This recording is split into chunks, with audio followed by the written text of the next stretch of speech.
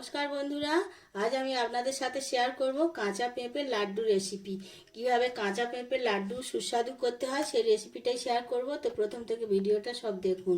তো কাঁচা পেঁপের লাড্ডু করার জন্য প্রথমে এরকম একটা কাঁচা পেঁপেকে আমি একটা গ্রেটারের সাহায্যে ছাল ছাড়িয়ে এরকমভাবে কুড়ে নিয়েছি। আর লাগবে একটু ছোট এলাচের গুঁড়ো, চারমগজ আছে কিছুটা লাগবে, আর লাগবে একটু মিল্ক মেড, আর একটু কিশমিশ আছে। আর কালারের জন্য আমি একটু ইয়েলো ফুড কালার ব্যবহার করব। তো প্রথমে যেটা করতে হবে, একটা কড়াই উনুনে বসিয়ে দিয়েছি, কড়াইটা গরম হয়ে গেছে, দিয়ে দিচ্ছি 2 চামচ ঘি।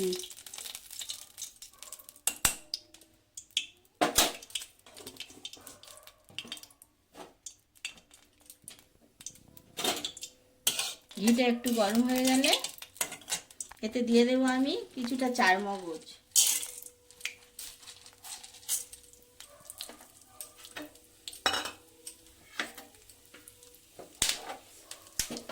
উপর থেকে দিয়ে দেবো আমি কোরানো পেঁপেটা।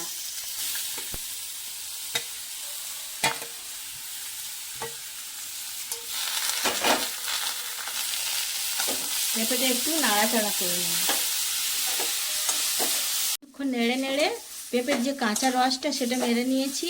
এবারে দিয়ে দেবো মিল্ক মেড, দুধ খানিকটা এর উপর থেকে আমি দিয়ে দিচ্ছি।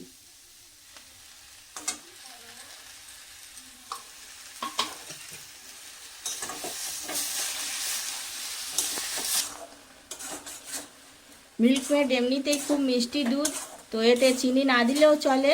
তো প্রয়োজন মনে হলে একটুখানি চিনি দেওয়া যেতে পারে। তো আমি একটু অল্প করে চিনি দিলাম। আর দিয়ে দিচ্ছি সামান্য একটু ইয়েলো ফুড কালার।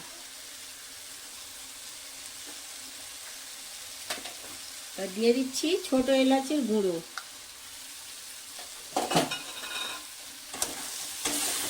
এবার এই মিশ্রণটা কিছুক্ষণ নেড়ে আঠালো একটা ভাব এসে গেলে নামিয়ে নেব। লাড্ডুর পাকটা একদম রেডি হয়ে গেছে। এবার আমি গ্যাসের ফ্লেমটা অফ করে এটাকে ঠান্ডা করে তারপরে লাড্ডুর আকারে পাকিয়ে নেব। লাড্ডুর পাকটা একদম রেডি হয়ে গেছে। এবার আমি এর থেকে একটু একটু করে নিয়ে লাড্ডুর আকারে পাকিয়ে নেব। এরকম হাতে গোল গোল করে একটা করে লাড্ডু পাকিয়ে নেব। আর কিশমিশ আছে, এই কিশমিশটা সাজানোর জন্য আমি এর মাথায় একটা করে দিয়ে দিচ্ছি।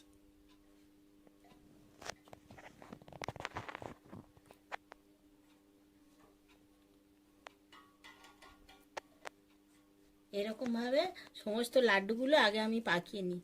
তো বন্ধুরা, অসাধারণ স্বাদের একটা লাড্ডুর রেসিপি আপনাদের সাথে শেয়ার করলাম, কাঁচা পেঁপের লাড্ডু। অবশ্যই ভালো লাগলে লাইক কমেন্ট শেয়ার করবেন। আর প্লিজ আমার চ্যানেলটাকে সাবস্ক্রাইব করবেন, পাশে থাকবেন।